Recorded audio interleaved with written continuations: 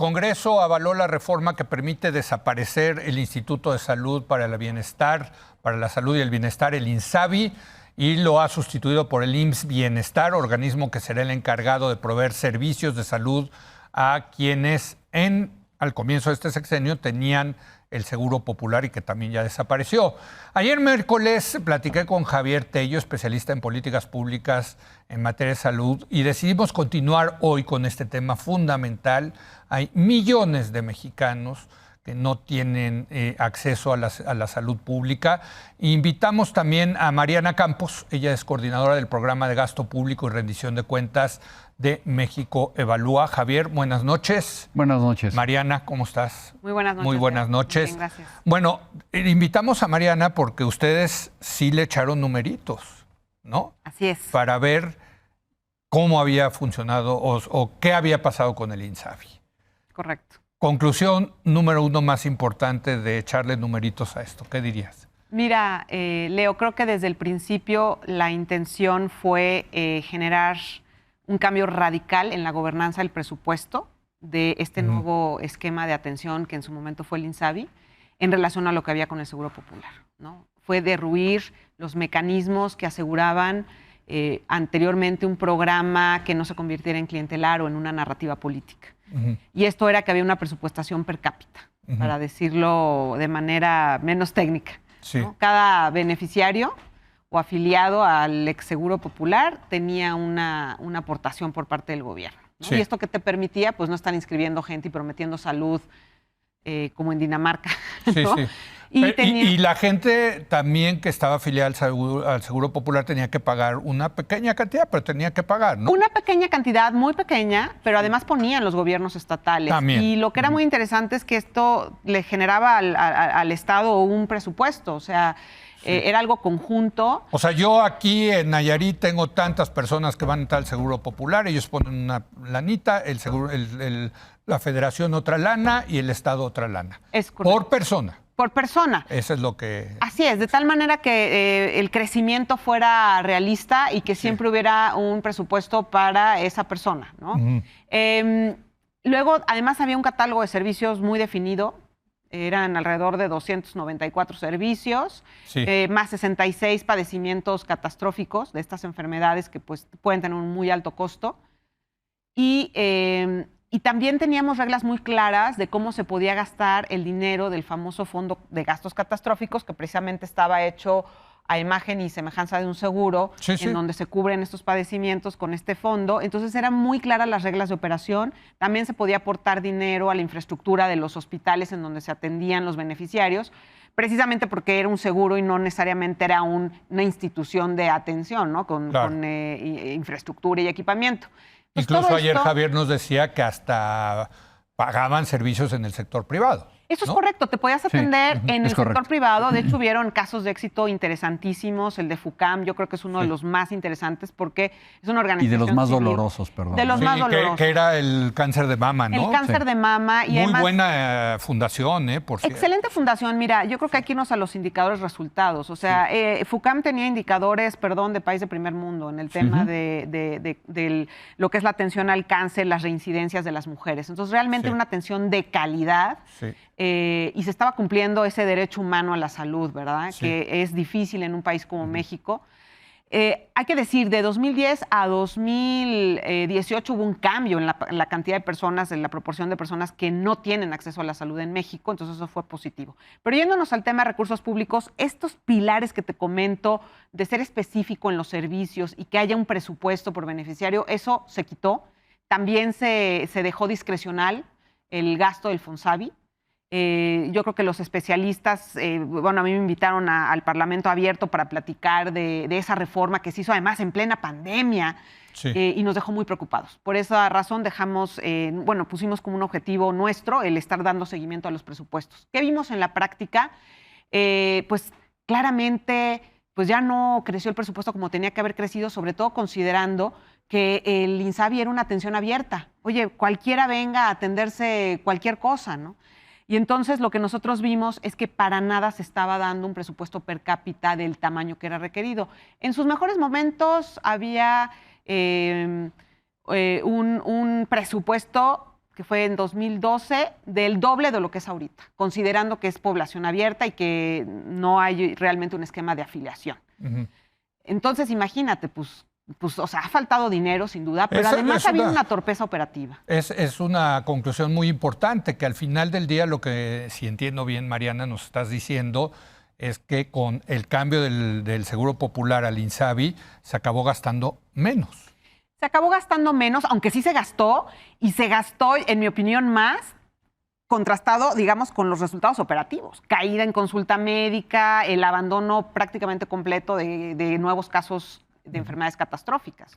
Javier. Pero fíjate que esto nos plantea dos cosas muy interesantes, ¿no? De atrás para adelante un poquito, refiriéndome a lo último que comentó Mariana.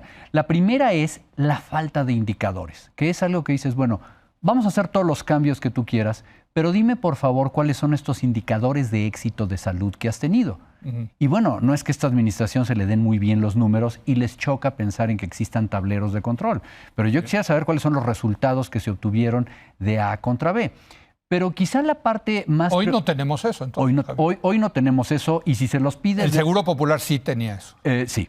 Es decir, y si se los pides de mal modo te van a decir que vayas y los busques en quién sabe dónde, etcétera. Sí. Pero creo que la parte más preocupante de esto es que todo este cambio se hizo por una razón meramente ideológica. Por un lado, tú tenías un Seguro Popular que era un método de financiamiento, y eso es lo que no se da en la ideología de esta administración.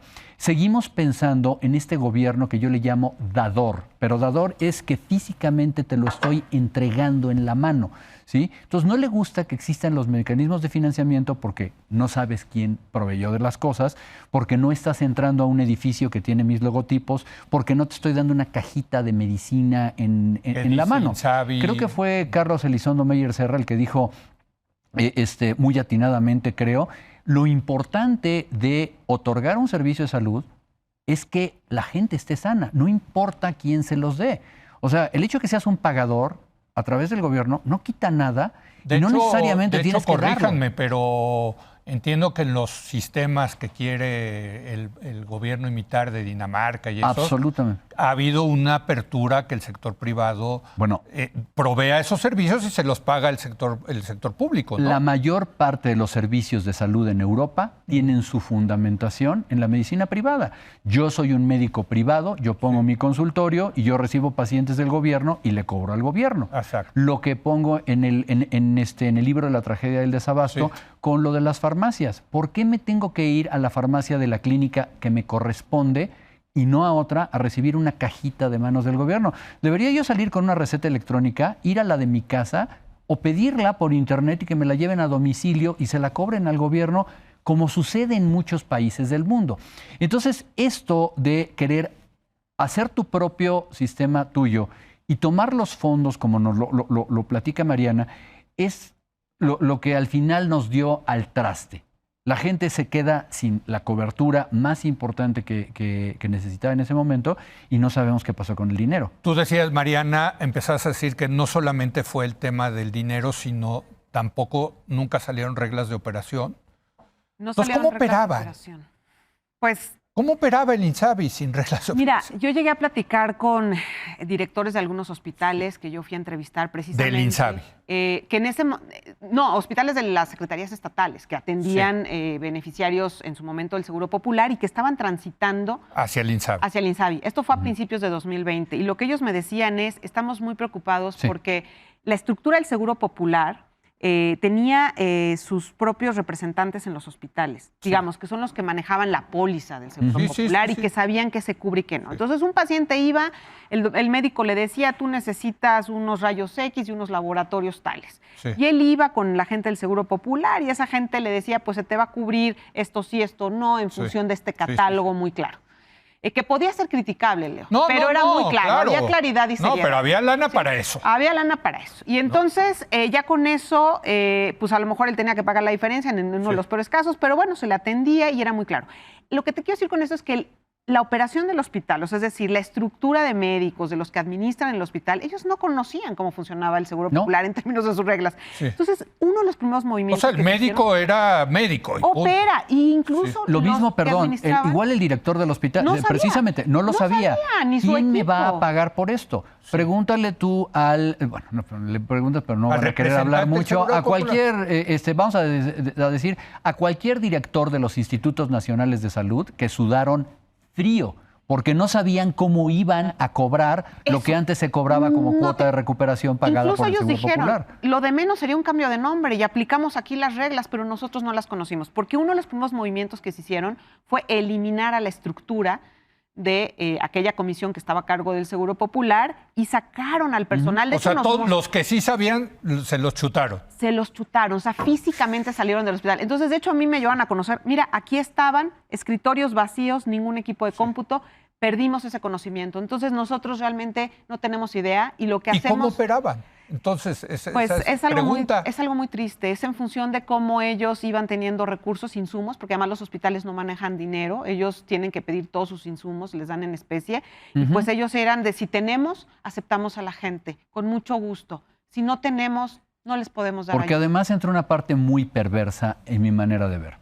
En el sistema anterior, pues tú tenías algo que estaba en existencias, algo que te cubría el Seguro Popular, pero al final quedaba un remanente que a lo mejor tenías que ir a comprar, ¿no? Una sonda o una cosa así muy, muy rara.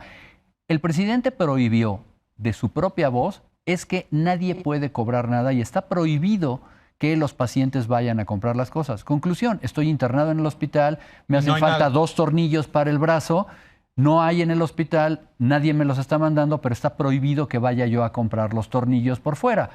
Y además fue ¿Y más frecuente. ¿Qué hago ¿Qué entonces? ¿Dónde ¿Y qué pasaba? Pues lo que pasaba y Lo sigue... que pasa es que iba y los compraba. Exactamente. No nos hagamos bolas. Y le costó la chamba Pues sí. a médicos precisamente por eso. Por eso. Y también la Sí. gente. O sea, sabe que yo no los puedo comprar porque va a depender de la discrecionalidad, digamos, o de qué tanto se quiera arriesgar un empleado del hospital. Yo no lo puedo comprar, pero usted vaya y compre el equipo. Entonces, las familias están teniendo que absorber este tipo de gastos que además han sido documentados en la encuesta de ingresos. Claro, es que el presidente puede decir eso y suena muy bien, pero al final, si no hay un sistema, Sí. si no hay estructuras que provean, pues él puede decir misa. Ahora, la parte más triste de todo esto es que para hacer eso, que no lo hubieran, primero que no lo hubieran hecho de la noche a la mañana. Yo me hubiera sentado a consultar, señores, estoy aprendiendo, díganme cómo funciona para que ponga a trabajar esto. Pero de repente lo hicieron sin estas reglas de operación y sin escuchar a los dueños de los procesos y mucho menos a los pacientes. Conclusión, el INSABI se hace cargo de los insumos y en los hospitales de alta especialidad están pidiendo unos medicamentos, anticuerpos monoclonales, cosas acá muy elevadas, y la gente que compra no entendía de qué se trataba, te daban otras cosas más baratas, compraron muchos medicamentos que estaban a buen precio de no sé qué y los mandaron. Los médicos decían, yo no pedí esto, no hay a quién dárselo. Qué bárbaro. O si lo devuelves te multo. Bueno, tan fue un fracaso que el gobierno admitió su fracaso y lo desapareció. Digo, no, y este gobierno no se echa para atrás en muchas decisiones, pero en esta sí se echó para atrás. Y quiero hacer una breve pausa, nos van a quedar 5 minutos Sí. para lo que sigue. ¿Cómo la ven ustedes? ¿No? Regresamos.